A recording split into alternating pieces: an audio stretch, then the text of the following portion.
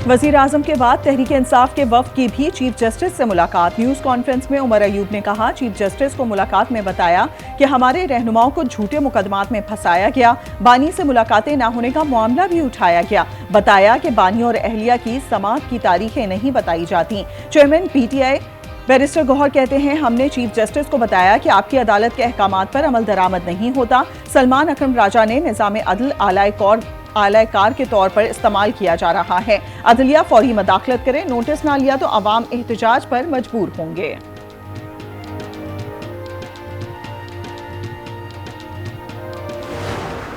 इमरान खान साहब फौज को एक पीटीआई का एक झैली इदारा बनाना चाहते थे और इक़्तिदार जो है वो इनसे छिन गया। इमरान खान और इमरान खान समेत तमाम लीडरशिप की जो है टेलीविजन पे इस वक्त भी क्लिप्स मौजूद हैं कि आर्मी चीफ जो है वो बाप होता है। बानी पीटीआई चाहते थे कि फौज उनकी जमात का ज़ेरी इदारा बन जाए। वज़ीर दिफा ख्वाजा आसिफ कहते हैं, बानी पीटीआई ने आर्मी चीफ को कौम का बाप करार दिया। जिसको बाप कहते थे, इसी के बारे में बदजुबानी करते हैं। मुल्क की मईशत बेहतर हो रही है, सियासी हालात पहले से बहुत बेहतर हैं।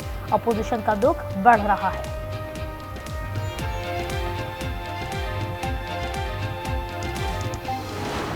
बेसिकली तो एस्टेब्लिशमेंट से बात करना चाहते हैं। वो खुद कहते भी हैं, खत भी उन्होंने उन्हीं को लिखा, इमरान खान को कौम से माफ़ी मांगनी चाहिए और कौम को ही उनको माफ़ी देने का इख्तियार जो है वो है। अदालतें उनके लिए आउट ऑफ द वे बहुत उनको रिलीफ देती रहती हैं। उनके खाने पीने से लेकर उनकी मुलाकातों से लेकर हर चीज़ का ध्यान जो है वो अदालतें रखती हैं। बानी पीटीआई को कौम से माफी मांगनी चाहिए। वजीर इत्तलात पंजाब अज़मा बुखारी ने आज न्यूज को इंटरव्यू में कहा, बानी पीटीआई बुनियादी तौर पर एस्टैब्लिशमेंट से बात करना चाहते हैं। जो शख्स पाकिस्तान से दुश्मनी करता हो उसे कौन माफी देगा।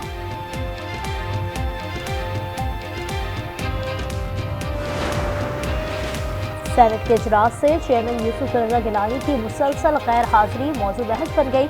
शिबली फराज ने कहा, चेयरमैन सेनेट सैयद यूसुफ रज़ा गिलानी ने सेनेटर एजाज चौधरी के प्रोडक्शन ऑर्डर जारी किए थे, इन पर अमल न हुआ। चेयरमैन सेनेट ऐवान की इज्जत के लिए खामोशी से लड़ रहे हैं। हम चेयरमैन सेनेट के साथ खड़े हैं। सेनेटर इरफान सिद्दीकी ने कहा, हम सब मिलकर सैयद यूसुफ रज़ा गिलानी को मनाएंगे।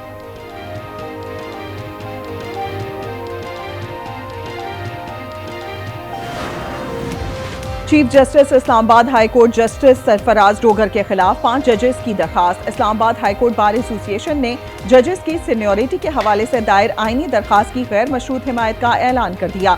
इस्लामाबाद बार एसोसिएशन का कहना है कि दरखास्त आइन के तहत अदलिया के इख्तियार की हिफाजत के लिए जरूरी है।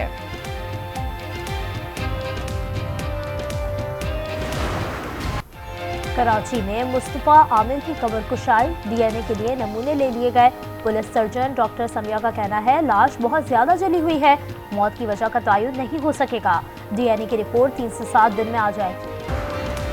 मुस्तफा आमिर कत्ल केस में जुडिशल मजिस्ट्रेट ने ईदी हुकाम को खत लिख दिया। खत में कहा गया है कि सैंपल्स के बाद लाश ईदी हुकाम के हवाले कर दी गई। रिपोर्ट मस्बत हुई तो लाश लवाहिकीन के हवाले कर दी जाएगी, वरना दोबारा लावारिस कब्रिस्तान में तदफीन होगी। कत्ल के इल्जाम में मुल्जिमान अरमखान और शिराज गिरफ्तार हैं।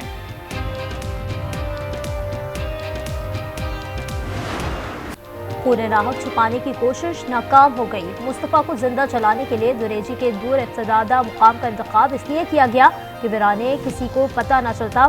रास्ते में पुलिस की 4 चौकियां भी खाली निकली। मुल्जिमान गूगल सर्चिंग के बाद ये इलाका चुना था। आज न्यूज़ ने इलाके की मुकम्मल छानबीन कर दी।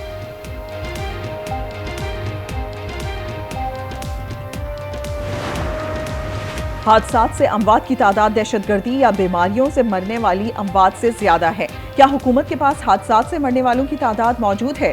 सुप्रीम कोर्ट आईनी बेंच में जेरे समात गाड़ियों की ओवरलोडिंग के खिलाफ केस में जस्टिस जमाल मंदोखेल के रिमार्क्स, जस्टिस मोहम्मद अली मजहर ने रिमार्क्स दिए। सूबाई हुकूमतों और स्टेक होल्डर्स को मिलकर ओवरलोडिंग का मसला हल करना होगा।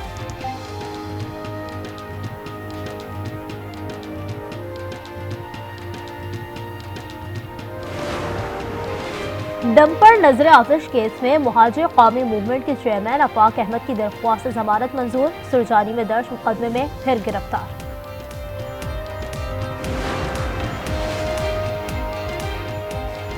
Army chief general Asim Munir का दौरा बरतानिया। ISPR के मुताबिक आर्मी चीफ ने ब्रिटिश आर्मी के मुख्तलिफ सिस्टम और AI टेक्नोलॉजी का मुशाहिदा किया। सपा सालार को बरतानवी फौज के मॉडर्नाइजेशन प्लान पर ब्रीफिंग। इस्लामाबाद में सरकारी मुलाजमीन का मुतालबात मनवाने के लिए दूसरे रोज भी एहतजाज। कॉन्ट्रैक्ट मुलाजमीन की मुस्तकली, अपग्रेडेशन, पेंशन इस्लाहात, तनख्वाहों फर्क के खात्मा, माजूरी अलाउंस की बहाली मुजाहिरीन के मुतालबात हैं। लाहौर में 15 करोड़ की लागत से बनाया जाने वाला पहला ग्रीन लेन मंसूबा बारिश की नजर हो गया। सड़क की खूबसूरती के लिए लगाई गई लाइट्स और पेंट भी बारिश में बह गया।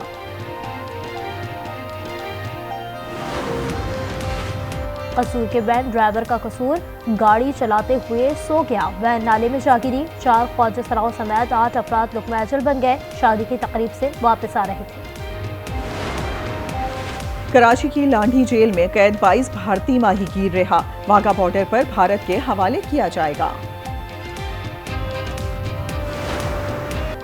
इतवार को पाक भारत हाई वोल्टेज टाकरे की तैयारी, शाहीन आज दुबई में प्रैक्टिस करेंगे। टीम पाकिस्तान के पास अब गलती की कोई गुंजाइश नहीं, टूर्नामेंट में आगे जाना है तो हर सूरत भारत को हराना है, वरना अगर मगर का चक्कर शुरू होगा। OIC का वज़ीर ख़ारजा इजलास 7 मार्च को जद्दा में तलब, वज़ीर ख़ारजा इसहाक डार पाकिस्तान की नुमाइंदगी करेंगे। गज़ा की बहाली और तामीर नौ का जायजा लिया जाएगा। इसराइल के सऊदी मुखालिफ बयानात पर गौर होगा। गज़ा के बाद इसराइल मगरबी किनारे को भी खंडर बनाने पर तुल गया। इसराइली वज़ीर आज़म नेतन्याहू का मकबूजा मगरबी किनारे में ऑपरेशन तेज करने का हुक्म। जनीन, रामल्ला, नाबलस और तलकरम में घर घर तलाशी, शहरियों पर तशद्दुद और फायरिंग, मुतादिद घर मस्मार और फसलें तबाह कर दी। इसराइल की शाम के शहर हमसा और शुमाली लबनान पर भी बमबारी। अमेरिकी सदर डोनाल्ड ट्रंप ने भारत को $21 मिलियन की इमदाद बंद कर दी। कहा भारत हम पर सबसे ज्यादा टैक्स लगाता है। वाज़ेह किया कि अब भारत हमें टैक्स भी देगा और अपने जराइम पेशा अफराद को वापस भी लेगा।